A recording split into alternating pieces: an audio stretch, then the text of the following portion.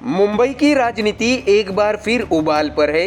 BMC चुनाव की तारीख जैसे जैसे नजदीक आ रही है, वैसे वैसे सियासी रणनीतियों की परतें खुलती जा रही है। एक तरफ आम आदमी पार्टी है जो बिना किसी गठबंधन के दम पर सीधे मैदान में उतरने का ऐलान कर चुकी है और उम्मीदवारों की दूसरी सूची जारी कर चुनावी मोड में आ चुकी है। वहीं दूसरी तरफ कांग्रेस है जो वंचित बहुजन आघाड़ी और शिवसेना यूबीडी के साथ गठबंधन की संभावना को टटोल रही है। ऐसे में दर्शकों, आज बीएमसी की लड़ाई सिर्फ सीटों की नहीं बल्कि तैयारी बनाम बातचीत की हो चुकी है। आपका दावा है कि जहां बाकी दल आपसी खींचतान और आरोप प्रत्यारोप में उलझे हैं, वही वह काम की राजनीति के एजेंडे के साथ जनता के बीच जाने को तैयार है। दूसरी ओर कांग्रेस कह रही है कि संवाद जारी है, गठबंधन की जमीन तैयार की जा रही है और सामाजिक संतुलन के साथ चुनावी रणनीति बनाई जा रही है। तो सवाल यही है, क्या अकेले चुनाव लड़ने का दाव आम आदमी पार्टी को मुंबई में मजबूती देगा या फिर गठबंधन की सियासत कांग्रेस और उसके सहयोगियों को बीएमसी की कुर्सी तक पहुंचाने में कामयाब होगी? बीएमसी चुनाव के इस सियासी संग्राम की पूरी तस्वीर अब हम इस खबर में जानते हैं। दर्शकों, बता दें कि मुंबई की सियासत में बीएमसी चुनाव की रणबेरी बज चुकी है, लेकिन मैदान में उतरने से पहले ही दलों के बीच अलग अलग रणनीतियों की तस्वीर साफ दिखाई देने लगी है। एक तरफ आम आदमी पार्टी है जो उम्मीदवारों की सूची पर सूची जारी कर चुनावी मोड में पूरी तरह आ चुकी है, तो दूसरी तरफ कांग्रेस, शिवसेना और वंचित बहुजन आघाड़ी के बीच गठबंधन की बातचीत अभी भी मीटिंग टेबल पर चल रही है। यानी मुंबई की राजनीति इस वक्त तैयारी बनाम बातचीत के दिलचस्प मोड़ पर खड़ी है। गुरुवार 25 दिसंबर को आम आदमी पार्टी ने बीएमसी चुनाव के लिए उम्मीदवारों की दूसरी सूची जारी कर दी। इस दूसरी लिस्ट में 15 नए उम्मीदवारों के नाम का ऐलान किया गया। इसके साथ ही आप अब तक कुल 36 उम्मीदवारों के नाम घोषित कर चुकी है, जबकि बीएमसी में कुल 227 सीटों पर चुनाव होना है। तो वही पार्टी पहले ही यह साफ कर चुकी है कि वह मुंबई महानगर पालिका की सभी सीटों पर अकेले चुनाव लड़ेगी और किसी भी दल से गठबंधन नहीं करेगी। ऐसे में दर्शकों, मुंबई आप की अध्यक्ष प्रीति मेनन ने इस मौके पर सीधे सीधे बाकी दलों पर निशाना साधा। उन्होंने कहा है कि जहां बीजेपी, कांग्रेस, 2 शिवसेनाएं और 2 एनसीपी अब तक एक भी उम्मीदवार सूची तय नहीं कर पाई, वही आम आदमी पार्टी 36 उम्मीदवारों को मैदान में उतार चुकी है। प्रीति मेनन ने इसे काम की राजनीति बनाम सत्ता की राजनीति की लड़ाई बताया है। ऐसे में ठाकरे बंधुओं के गठबंधन और बीजेपी नेताओं की बयानबाजी पर भी आम आदमी पार्टी ने तंज कसने में कोई कसर नहीं छोड़ी। प्रीति मेनन ने कहा है कि आज मुंबई की जनता ने सिर्फ उद्धव ठाकरे, राज ठाकरे और बीजेपी नेता आशीष शेलार को एक दूसरे पर आरोप प्रत्यारोप करते हुए देखा। कांग्रेस हमेशा की तरह परिदृश्य से गायब नजर आई।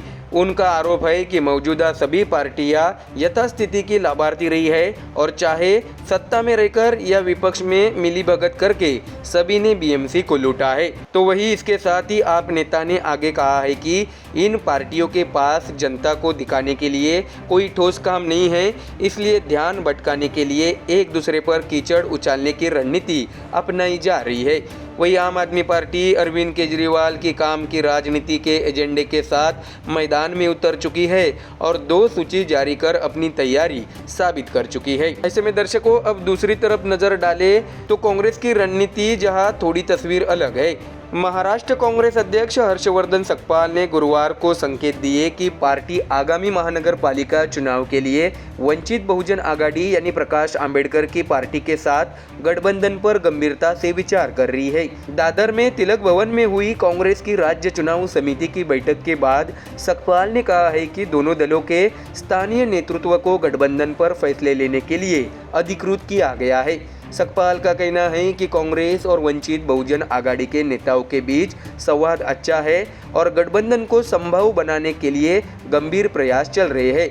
उन्होंने साफ किया है कि दोनों पक्षों में गठबंधन की प्रबल इच्छा है और बातचीत सही दिशा में आगे बढ़ रही है। ऐसे में दर्शकों, तिलक भवन में हुई इस अहम बैठक में मुंबई को छोड़कर राज्य की 28 महानगर पालिकाओं के लिए उम्मीदवार चयन पर चर्चा हुई। यह चयन जिला कांग्रेस समितियों के सिफारिशों के आधार पर किया जाएगा, जिसमें सामाजिक प्रतिनिधित्व और चुनाव प्रबंधक की रणनीति को भी ध्यान में रखा जाएगा। तो वही दर्शकों, इस बैठक में विपक्ष के नेता विजय वडेट्टीवार, पूर्व मुख्यमंत्री पृथ्वीराज चौहान, सुशील कुमार शिंदे और कई वरिष्ठ नेता व पार्टी पदाधिकारी मौजूद रहे।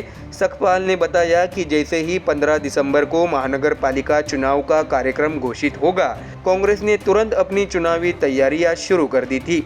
सिर्फ वंचित बहुजन आघाड़ी ही नहीं, बल्कि उद्धव ठाकरे के नेतृत्व वाली शिवसेना यूबीटी के साथ भी कांग्रेस की बातचीत जारी है।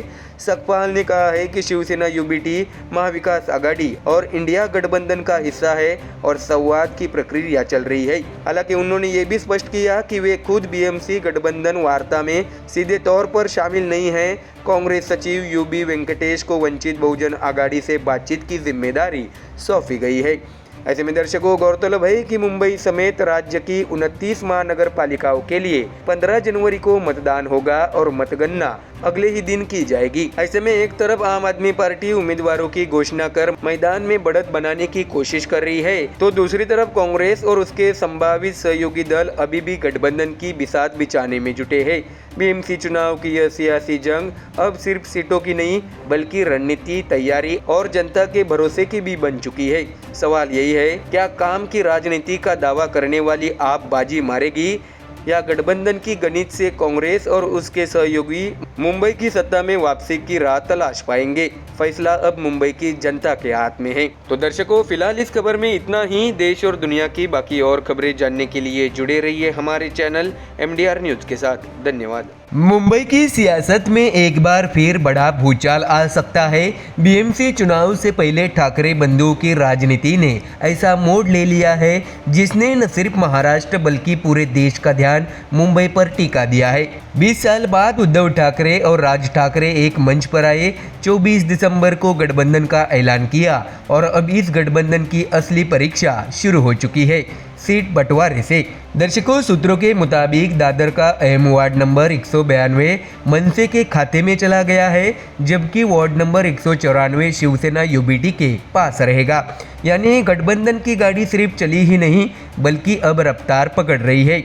लेकिन इस रफ्तार के साथ ही सियासी झटके भी सामने आ रहे हैं, क्योंकि वार्ड नंबर 192 को लेकर शिवसेना यूबीटी के अंदर ही नाराजगी की आवाज़ें उठने लगी है। इधर राज ठाकरे की ओर से पहला उम्मीदवार तय होने की चर्चा है, तो उधर मुख्यमंत्री देवेंद्र फडणवीस ने इस गठबंधन पर तीखा हमला बोल दिया है। मराठी मानूस पर एकजुट हुए ठाकरे बंधु सत्ता की राजनीति में किस दिशा में जाएंगे, ये सवाल अब हर गली हर चौक पर गूंज रहा है। बीएमसी चुनाव अब सिर्फ नगर निगम का चुनाव नहीं, बल्कि मुंबई की सत्ता और महाराष्ट्र की सियासत का सबसे बड़ा मुकाबला बन चुका है। दर्शकों, आपको जानकारी दे कि मुंबई एक शहर, एक सत्ता और अब एक नई सियासी कहानी। बीएमसी चुनाव से पहले ठाकरे बंधुओं की टूटी राहें अब एक मोड़ पर आकर मिल चुकी है। उद्धव ठाकरे और राज ठाकरे, दो नाम दो दल, लेकिन दावा एक, मराठी मानुस और मुंबई की सत्ता। 24 दिसंबर को गठबंधन का ऐलान हुआ और अब इस गठबंधन की पहली असली तस्वीर सामने आ गई है, सीट बंटवारे की। दर्शकों, बता दें कि दादर के दिल में स्थित मुंबई महानगर पालिका का वार्ड नंबर 192 अब राज ठाकरे की पार्टी मनसे के खाते में चला गया। वही वार्ड नंबर 194 उद्धव ठाकरे की शिवसेना यूबीटी के पास रहेगा। यानी अब गठबंधन की गाड़ी सही पटरी पर आ चुकी है। खास बात यह है कि 192 को लेकर राज ठाकरे ने कदम और आगे बढ़ा दिए हैं। सूत्रों के मुताबिक इस सीट से यशवंत किल्लेदार को मनसे का उम्मीदवार बनाए जाने की तैयारी पूरी हो चुकी है। अगर ऐसा होता है तो यह बीएमसी चुनाव 2026 के लिए राज ठाकरे की ओर से पहला आधिकारिक उम्मीदवार माना जाएगा। ऐसे में दर्शकों, दिलचस्प बात यह है कि साल 2017 के बीएमसी चुनाव में इस वार्ड 192 से अविभाजित शिवसेना की प्रीति पाटनकर विजयी हुई थी। अब वही सीट मनसे को सौंपे जाने से सियासत का तापमान अचानक बढ़ गया है। मुंबई की महानगर पालिका देश की सबसे अमीर नगर निकाय, जहां 227 वार्ड, हजारों करोड़ का बजट और सत्ता की असली चाबी दांव पर है। 15 जनवरी 2026 को वोटिंग होगी और 16 जनवरी को नतीजे आएंगे, यानी फैसला अब दूर नहीं। दर्शकों, लेकिन हर गठबंधन के साथ असहमति भी चलती है। वार्ड नंबर 192 मनसे को दिए जाने से शिवसेना यूबीटी के अंदर नाराजगी की चिंगारी साफ दिखाई दे रही है। सूत्रों के मुताबिक स्थानीय शिवसैनिक और पदाधिकारी इस फैसले के खिलाफ मातोश्री जाने की तैयारी में हैं। पूर्व नगर सेवक प्रकाश पाटनकर भी कार्यकर्ताओं के साथ उद्धव ठाकरे से मुलाकात कर अपनी आपत्ति दर्ज कराएंगे। सवाल ये है, क्या गठबंधन की मजबूती के लिए उद्धव ठाकरे अपने कार्यकर्ताओं की नाराजगी नजरअंदाज करेंगे? ऐसे में दर्शकों, अगर देखा जाए तो 2017 के बीएमसी चुनाव की बात करें तो तस्वीर कुछ ऐसी थी, जहां शिवसेना के 84, बीजेपी के 82, कांग्रेस के 31, एनसीपी के 9 और मनसे के 7 पार्षद बीएमसी में चुनकर आए थे। तो वही दर्शकों, आज हालात पूरी तरह बदले हुए हैं। शिवसेना 2 हिस्सों में बटी हुई है, एनसीपी के भी 2 गुट है और अब ठाकरे बंधु फिर एक मंच पर है। यानी 2026 का बीएमसी चुनाव सिर्फ नगर सेवकों का नहीं, सियासी अस्तित्व की लड़ाई बनने वाला है। तो वही दर्शकों, खबर में आगे जानते हैं कि इस बीच ठाकरे गठबंधन पर महाराष्ट्र के मुख्यमंत्री देवेंद्र फडणवीस ने बड़ा हमला बोला है। न्यूज़ एजेंसी एनआई से बातचीत में सीएम फडणवीस ने उद्धव ठाकरे को कड़ी नसीहत दी है। फडणवीस बोले हैं कि सत्ता के लालच में उद्धव ठाकरे ने ऐसे लोगों को प्रवेश दिया है जो देश विरोधी और धर्म विरोधी है। मानवता विरोधी काम करने वालों को सिर्फ वोटों के तुष्टीकरण के लिए साथ लाना गलत है। जनता इसका जवाब देगी। यानी बीएमसी चुनाव से पहले बीजेपी ने भी आक्रामक मोर्चा खोल दिया है। ऐसे में ठाकरे भाइयों ने 24 दिसंबर की प्रेस कॉन्फ्रेंस में साफ कहा था कि यह गठबंधन मुंबई और मराठी मानुष के लिए है। उद्धव ठाकरे ने दिल्ली पर निशाना साधते हुए कहा है कि मुंबई को लूटने वाले आज दिल्ली में बैठे हैं। राज ठाकरे ने भी दावा किया है कि अब कोई मराठी भाषा और मराठी लोगों के खिलाफ आवाज नहीं उठा पाएगा। तो दर्शकों, तस्वीर साफ है। एक तरफ ठाकरे बंधुओं की एकजुटता, दूसरी तरफ गठबंधन के भीतर नाराजगी और सामने खड़ी बीजेपी की तीखी चुनौती। बीएमसी चुनाव अब सिर्फ नगर निगम का चुनाव नहीं, यह मुंबई की आत्मा, मराठी अस्मिता और महाराष्ट्र की सियासत की दिशा तय करने वाला मुकाबला बन चुकी है। देखना ये होगा कि क्या ठाकरे बंधुओं की जोड़ी मुंबई की सत्ता पर फिर से कब्जा कर पाएगी या फिर जनता कोई नया फैसला सुनाएगी। तो दर्शकों, फिलहाल इस खबर में इतना ही। देश और दुनिया की बाकी और खबरें जानने के लिए जुड़े रहिए हमारे चैनल MDR न्यूज के साथ। धन्यवाद। देश की आर्थिक राजधानी मुंबई और मुंबई की राजनीति में एक बार फिर उबाल चरम पर है। बीएमसी चुनाव 2026 भले ही अभी दूर हो, लेकिन सियासी पारा अभी से हाई हो चुका है। मेयर की कुर्सी को लेकर शुरू हुई चर्चा अब सड़क, पानी और विकास से निकलकर सीधे पहचान, धर्म और वोट बैंक की लड़ाई में तब्दील हो गई है। AIMIM नेता वारिस पठान का हिजाब वाला बयान हो या फिर शिवसेना का मुंबई का मेयर मराठी होगा, ये दावा हो, हर बयान चुनावी रणभूमि में नई लकीर खींच रहा है। इस बीच मुंबई की राजनीति में एक और बड़ा ट्विस्ट आ गया है।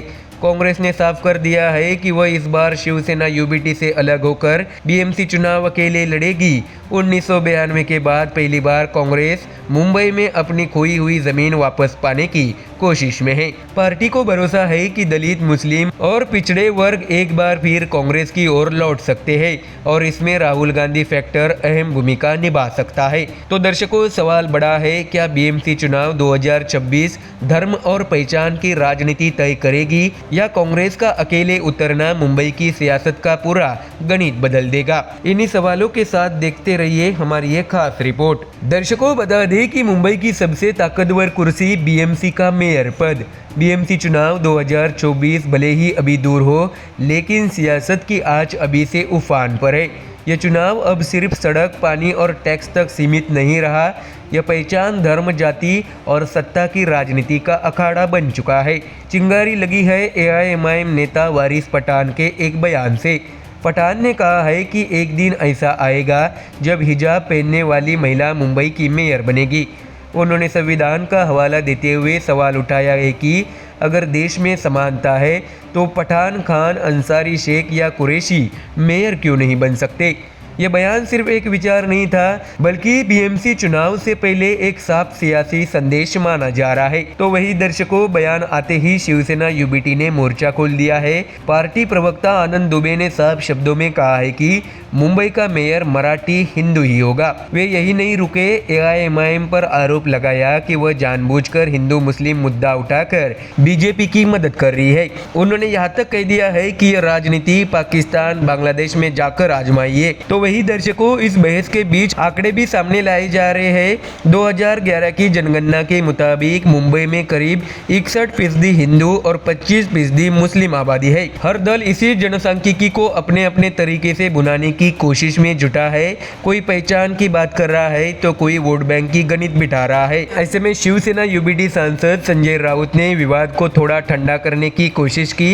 उन्होंने याद दिलाया कि देश में राष्ट्रपति और राज्यपाल जैसे बड़े पदों पर मुस्लिम रह चुके हैं। ऐसे में इस मुद्दे को जरूरत से ज्यादा तूल देना ठीक नहीं है। लेकिन सियासी आग तब और भड़क उठी जब राज ठाकरे ने उद्धव ठाकरे के साथ गठबंधन के बाद दावा किया कि मुंबई का मेयर मराठी ही होगा। इसके बाद बयानबाजी रुकने का नाम नहीं ले रही है। दर्शकों, इसी गर्म माहौल के बीच मुंबई की राजनीति में एक और बड़ा ट्विस्ट आ गया है।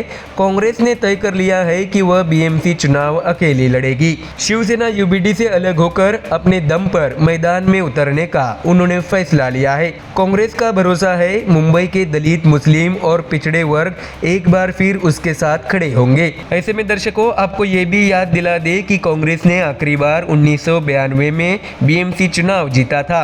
तब पार्टी की कमान मुरली देवड़ा के हाथ में थी और गठबंधन था आरपीआई यानी आठवले के साथ। लेकिन जीत के बावजूद कांग्रेस पूरे 5 साल सत्ता में नहीं रह सकी। अंदरूनी टूट फूट हुई और महापौर की कुर्सी शिवसेना के हाथ चली गई। 1997 से लेकर अब तक बीएमसी पर शिवसेना का दबदबा बना रहा। ऐसे में कांग्रेस के इस फैसले के पीछे हाल के लोकसभा और विधानसभा चुनाव का कड़वा अनुभव भी है। 2024 के लोकसभा चुनाव में शिवसेना यूबीडी के साथ गठबंधन के बावजूद मुंबई से कांग्रेस को सिर्फ 2 सीटें मिली। उत्तर मध्य मुंबई में कांग्रेस अध्यक्ष वर्षा गायकवाड़ की जीत भी बेहद मुश्किल रही। विधानसभा चुनाव में भी कांग्रेस को बार बार सीट बंटवारे का नुकसान झेलना पड़ा। तो वही मुंबई कांग्रेस के नेताओं का मानना है कि आज के राजनीतिक माहौल में दलित, वंचित और अल्पसंख्यक वर्ग बीजेपी के मुकाबले राहुल गांधी को सबसे मजबूत विकल्प मानता है।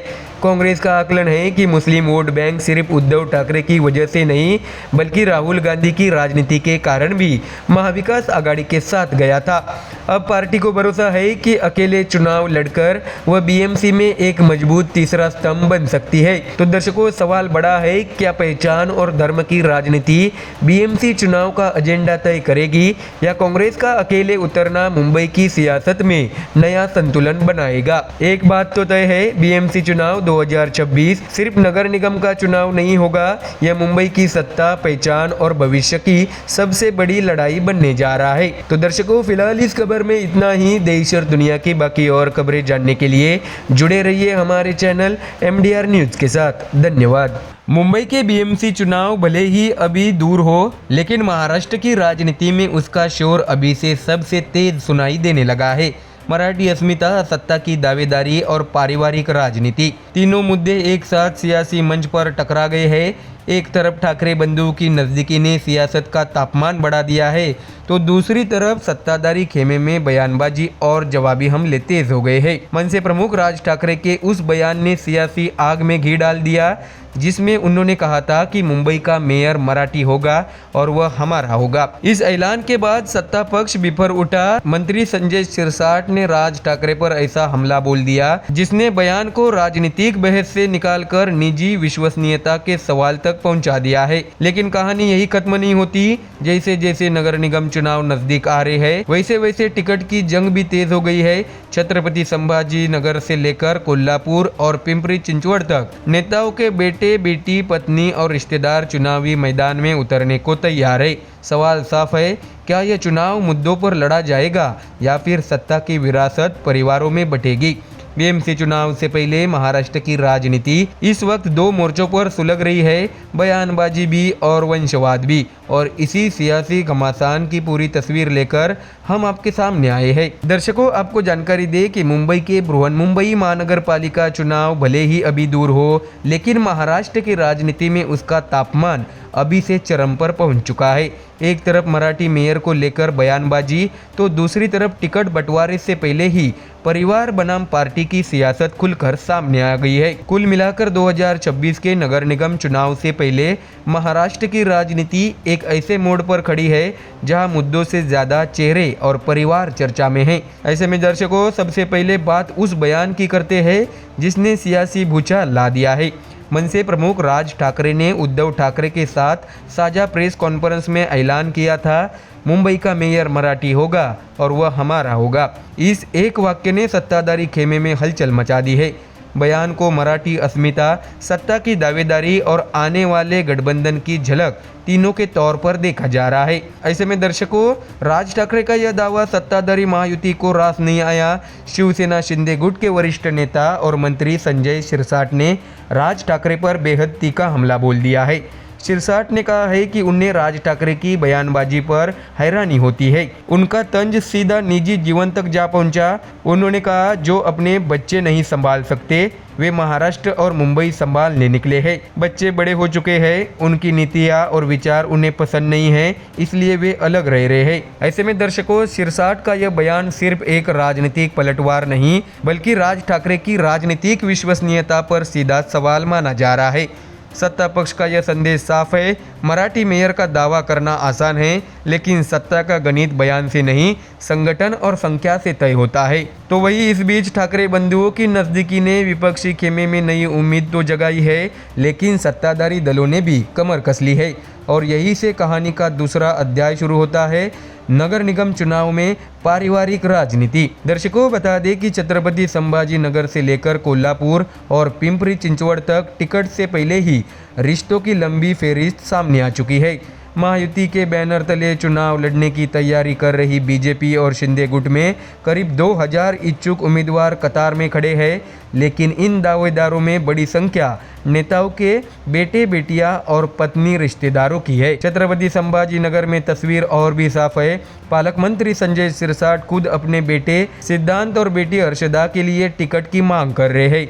विधायक प्रदीप जायसवाल ने बेटे ऋषिकेश को आगे कर दिया है। पूर्व विधायक किशन चंद तनवानी बेटे और भाई दोनों के लिए टिकट चाहते हैं। इसके साथ ही पूर्व महापौर नंदू घोडेले और विकास जैन खुद और पत्नी दोनों को चुनावी मैदान में उतारने की तैयारी में हैं। ऐसे में दर्शकों, बीजेपी में भी हालात अलग नहीं। सांसद भागवत कराड़ अपने बेटे हर्षवर्धन और बहन उज्ज्वला दहीफड़े के लिए टिकट की पैरवी कर रहे हैं।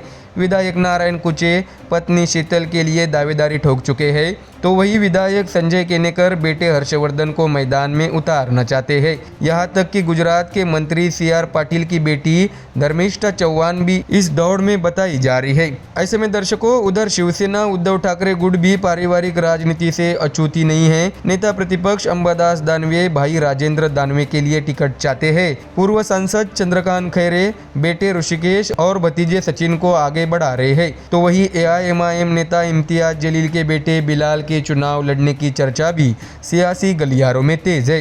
तो वही दर्शकों, कोल्हापुर में भी बीजेपी सांसद धनंजय महाडिक के बेटे कृष्णराज महाडिक के चुनाव लड़ने की संभावना है। पिंपरी चिंचवड़ में विधानसभा उपाध्यक्ष अन्ना बंसोड़े के बेटे, सांसद श्रीरंग बारने के बेटे और भतीजे कई विधायक अपने परिवारजनों के लिए टिकट पक्का कराने में जुटे हैं। ऐसे में दर्शकों, कुल मिलाकर महाराष्ट्र की राजनीति इस वक्त दो मोर्चों पर लड़ाई लड़ रही है। एक तरफ मराठी पहचान और मेयर की कुर्सी को लेकर सियासी बयानबाजी, तो वही दूसरी तरफ टिकट के खेल में परिवारों की दावेदारी। सवाल यही है, क्या 2026 के नगर निगम चुनाव मुद्दों पर लड़े जाएंगे या वंशवाद की बिसात पर? ठाकरे बंधुओं की जोड़ी सियासत को नया मोड़ दे रही है। वही महायुति के भीतर परिवारवाद की गूंज पार्टी नेतृत्व के लिए बड़ी चुनौती बनती जा रही है। जैसे जैसे चुनाव नज़दीक आएंगे, बयान और दावेदारी दोनों और तीखे होंगे। फिलहाल इतना तय है कि महाराष्ट्र की राजनीति में आने वाले दिन और भी ज़्यादा गर्म रहने वाले हैं। तो दर्शकों, फिलहाल इस खबर में इतना ही। देश और दुनिया की बाकी और खबरें जानने के लिए जुड़े रहिए हमारे चैनल MDR न्यूज़ के साथ। धन्यवाद।